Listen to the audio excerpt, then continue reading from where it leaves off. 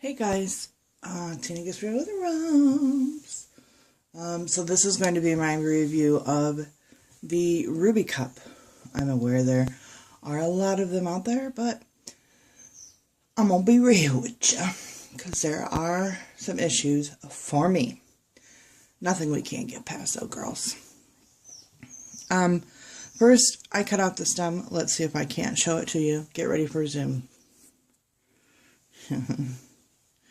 I don't know if you can see all those spiky little teeth on there, but they hurt. So immediately I knew that bad boy was coming off. I tried it once with it on and it felt like there are no words to express the amount of, no. Okay. So anyway, the stem is hollow. I don't know if you can see that. Oh, there we go. So yeah, now I've showed you. I'm going to throw it away. The Ruby Cup is clean. You may see some spotting from the water drying on it. It has markings. It has, like, to tell you how much you've bled. I believe it's a 20 ml capacity. Ruby Cup, for every purchase, they donate one to Girls in Africa, which I believe is wonderful, so that they can stay in school or something like that. I believe it's Africa, the African girls, so they can go to school. I've read so many. Anyway, babble, sorry. So I went to the Ruby Cup site and they were a little expensive. I don't remember exactly how much. So I was just looking around and I went to Bree's website, preciouspads.net, and hers were cheaper. And I know that she buys them in bulk, and I know that they donate the same amount she buys to Africa, so I didn't feel bad about that. But I purchased them from Bree's website. Bree Farmer, Precious Star Pads on YouTube. And she sent it very promptly. The shipping was cheaper.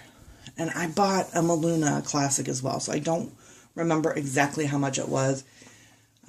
I believe it was like $14.99 in the English pound. I'm not very cultured. I don't know their currency. It's the one with the L. We know that. Okay.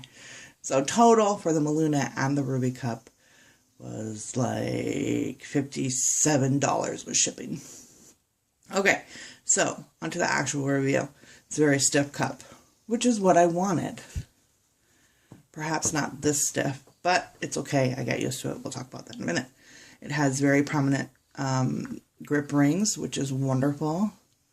To me, it's easy to turn because it's a little stiffer. It pops open like a champ. You hear that? You hear that? Let me just get the Duchess cup for you. Not as bad. Listen to this. Oh my goodness. Okay, so y'all know I am a princess and I feel peas under 500 mattresses. I put this in and it popped open way too soon, so I didn't even get it past my pelvic bone. And it popped with force. I'm pretty sure I jumped about 8 inches off the toilet. It shocked me. And it hurt a little bit. Okay, a lot. So, be very careful with the Ruby Cup. Maybe it's just me because I am so sensitive. But you really do need to take it nice and slow. But I learned how to release it a little slower. And once I get it past my pubic bone, which is not as hard as I thought, I just have to, like, I do the punch down fold, and usually I would put it in like with the crease up, I found, I don't know if this will work for you, that if I put it in this way, it slaps against the side of my pelvic bone instead of the top, and I'm pretty sure it was hurting so much because it was hitting my urethra. Is it a urethra in women? My urine tube. So once I turned it to the side, it worked out much better. Now the other problem I found with this is that first night, or that first day, I could only wear it a few hours because it is so strong.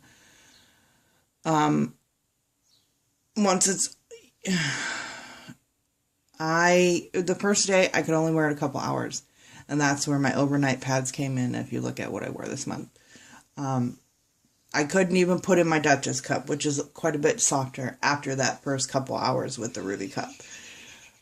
But I really liked the fact that it was really easy to open. I went from 5 minutes getting my cup in to about 45 seconds with this one.